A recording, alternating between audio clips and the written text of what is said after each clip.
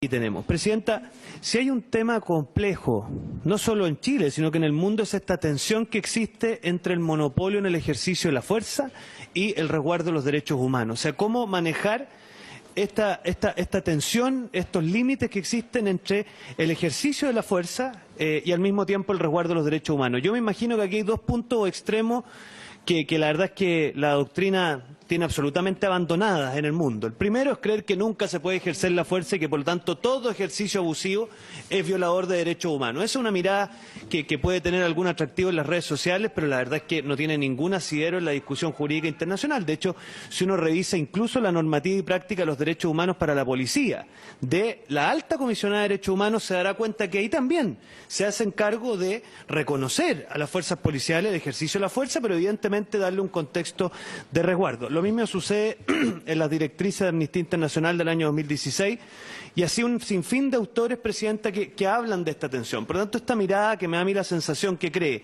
que todo ejercicio de la fuerza por parte de Carabineros que causa algún daño a una persona que se pone en una situación de violar el Estado de Derecho es constitutiva de una violación de los derechos humanos, es algo que quizás puede ser muy interesante desde el punto de vista doctrinario, pero que no tiene asidero ni en la doctrina ni en la jurisprudencia internacional.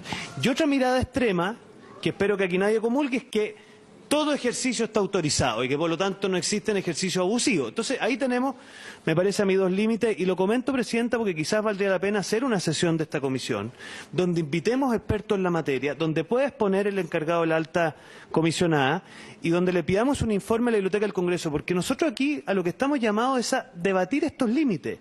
¿Hasta dónde el ejercicio por parte de la fuerza, de parte de Carabineros y las fuerzas militares es o no constitutiva de una violación de los derechos humanos? Quizás que algunos creen que siempre.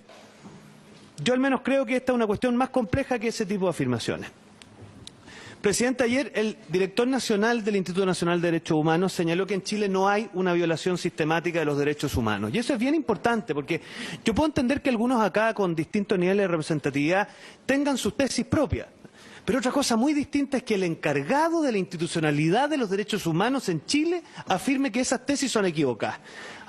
Y lo digo porque aquí cuando se dice que ha habido un patrón de comportamiento o cuando se dice que ha sido una práctica reiterada, está bien, si cada uno puede tener sus opiniones, pero es importante y a mí me interesa que quede en acta que eso es una opinión legítima, pero que no es compartida por el encargado de la institucionalidad en materia de derechos humanos en Chile. Cosa distinta es que hay ejercicios concretos abusivos que, entiendo, han sido remitidos a los tribunales, van a ser investigados y, por lo tanto, me imagino, recibirán las sanciones pertinentes si se acredita la culpabilidad. Y esto es re importante, Presidenta, porque fíjese que hoy día en la mañana escuchaba al director de la PDI, al director nacional, y decía una cosa bien interesante. Sería bueno que los que estamos en posiciones de liderazgo empecemos a hablar de presuntas violaciones o de posibles violaciones, porque no nos vaya a pasar lo mismo que con la estación Baquedano, que aquí algunos afirmaban que era un centro de tortura y después tuvieron que salir a desdecirse. Hablemos, porque miren, acá los que estamos en posiciones de liderazgo tenemos que tener responsabilidad. Y por lo tanto, hablar de que estas son todas materias de investigación. El caso que usted menciona, diputada Gers, por su intermedio, del caso de la crucifixión, como usted le ha llamado, para que usted sepa, la Defensoría Penal Pública está levantando la posición de que ahí no hubo eso que usted dice. Y en todo proceso penal hay dos partes. Y por lo tanto habrá una sentencia, pero por lo menos me imagino, por su intermedio, hay un derecho humano que se llama la defensa, hay un derecho humano que se llama la bilateralidad de la audiencia, donde hay que escuchar a las dos partes. Aquí me parece que tenemos que ser súper responsables porque, tal como usted ha citado acciones judiciales como fuente, por su intermedio, Presidente, las acciones judiciales motivan un procedimiento investigativo. Pero si la acción judicial de per se tuviera la razón, entonces todo el proceso investigativo es lo mismo.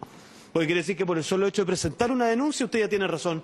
¿Y cuántas denuncias han quedado desarticuladas? Mire, aquí en un minuto, Presidenta, por su intermedio, se hablaba de 72 desaparecidos. Y tuvieron que decirse porque 68 aparecieron. En esta misma comisión lo escuché yo.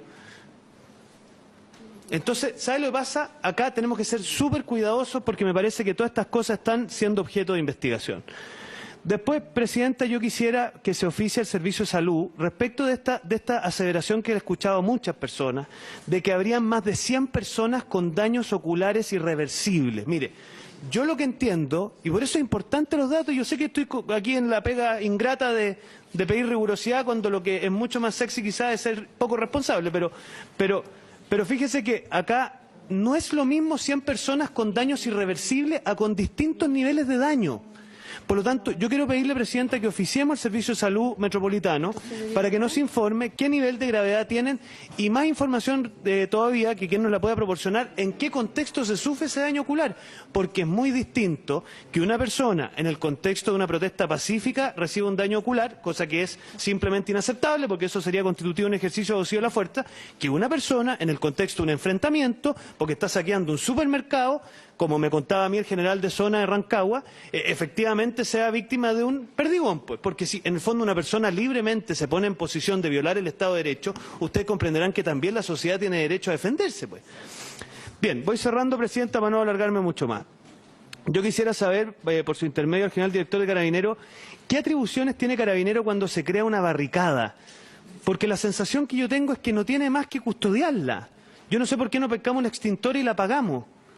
Aquí las personas no tienen derecho a hacer cortes violentos de tránsito. Eso ni aquí en Chile ni en ninguna parte del mundo. O sea, es de un individualismo salvaje creer que mi demanda es tan legítima que le puedo cortar el tránsito al resto. ¿Qué tan importante me creo? Entonces, yo quiero saber qué atribuciones tiene Carabinero en ese ámbito. Después, ¿qué facultades de defensa jurídica tiene Carabinero? ¿Se puede defender en los juicios? ¿Tiene representación judicial? ¿Quién lo defiende? Yo como abogado lo mínimo que me puedo exigir es bilateralidad, o sea, que hayan dos partes en el juicio. Y si Carabineros no tiene la posibilidad de defenderse, entonces aquí estamos ante una injusticia. Después, yo quiero saber, miren, yo he estado investigando y me he dado cuenta que el empleo de fuerzas militares en Chile solo es posible con la dictación de estados de excepción. Eso es una aberración jurídica a nivel mundial, porque los países lo que hacen es emplear fuerzas militares para la custodia de, claro, lugares estratégicos sin necesidad de decretar estados de emergencia. Yo no sé si eso es así, porque si es así, tenemos que poder permitir que en situaciones como esta el presidente pudiera disponer eventualmente de fuerzas militares sin necesidad de decretar estados de emergencia.